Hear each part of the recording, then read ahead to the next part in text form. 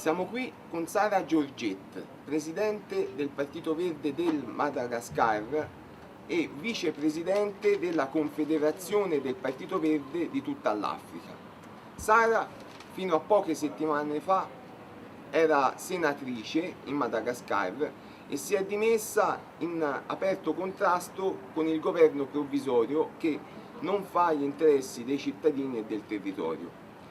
Si è candidata alla presidenza del Madagascar in vista delle imminenti elezioni con un progetto politico e con un programma in aperto contrasto con quelle lobby, con quelle multinazionali che sfruttano, impoveriscono, inquinano il Madagascar come il resto dell'Africa e probabilmente anche oltre.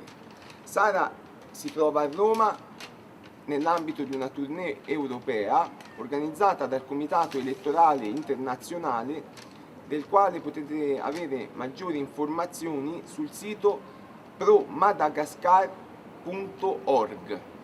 Il comitato si chiama Pro Sara for President e è attivo anche in Italia. Avremo modo di interloquire anche con alcuni rappresentanti italiani dello stesso.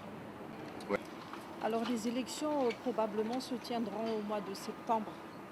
Mais c'est vrai que nous sommes un pays très riche en ressources, mais nous sommes aussi parmi les plus pauvres puisque c'est le 15e pays le plus pauvre au monde. Et tout ça, c'est à cause de la mauvaise gestion, c'est à cause de la corruption, c'est vraiment l'égoïsme et la prévarication de tous nos dirigeants successifs. Si on prend un taux de 1990 à 2010, le taux de pauvreté est passé de 65% à 70%.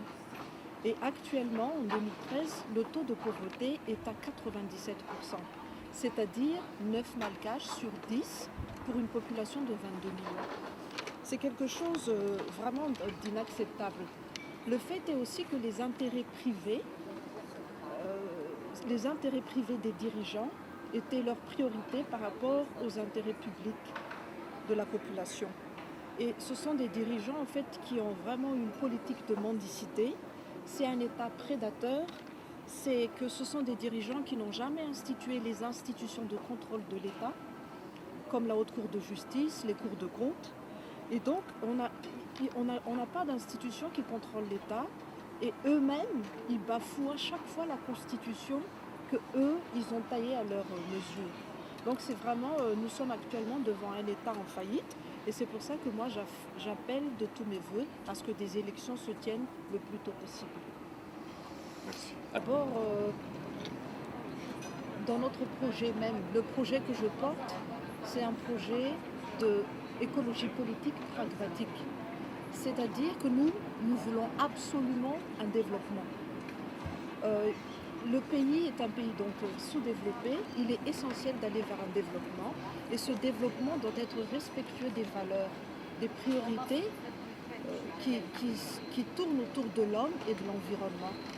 Ça, c'est basé aussi sur toute l'éthique de volonté politique de vraiment répandre le bien-être qui n'est pas un bien-être superficiel, mais vraiment le bien-être pour une meilleure condition de vie convenable pour l'homme malgache en fonction de notre culture, de notre nature et de notre tradition.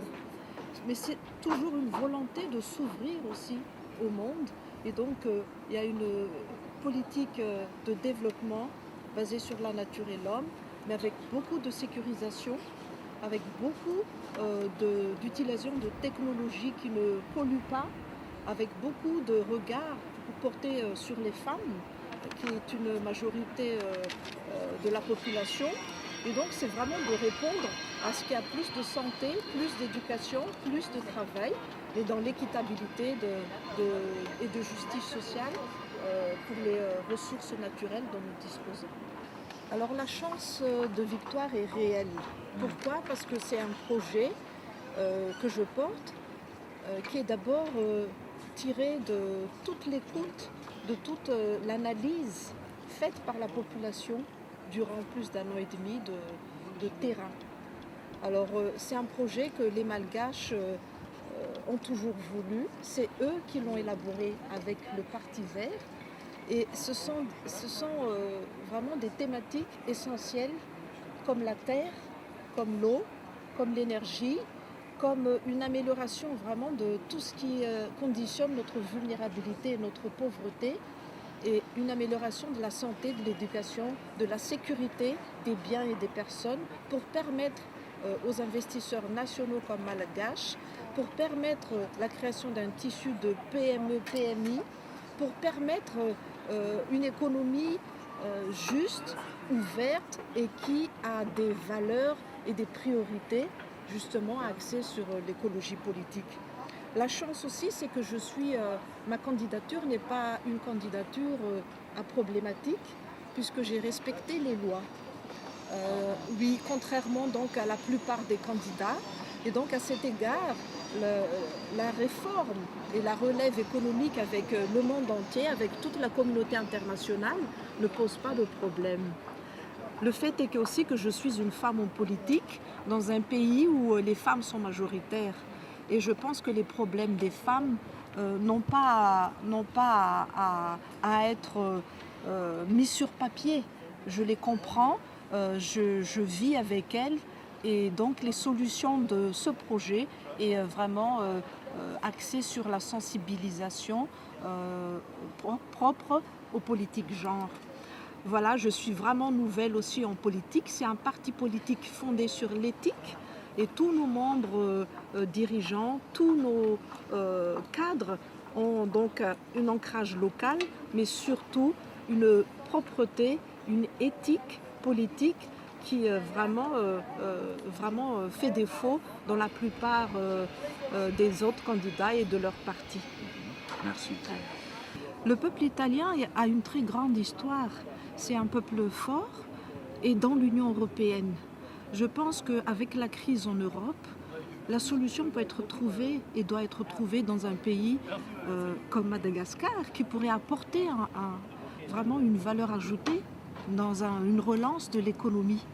Et ceci profitera autant pour l'Italie que pour Madagascar.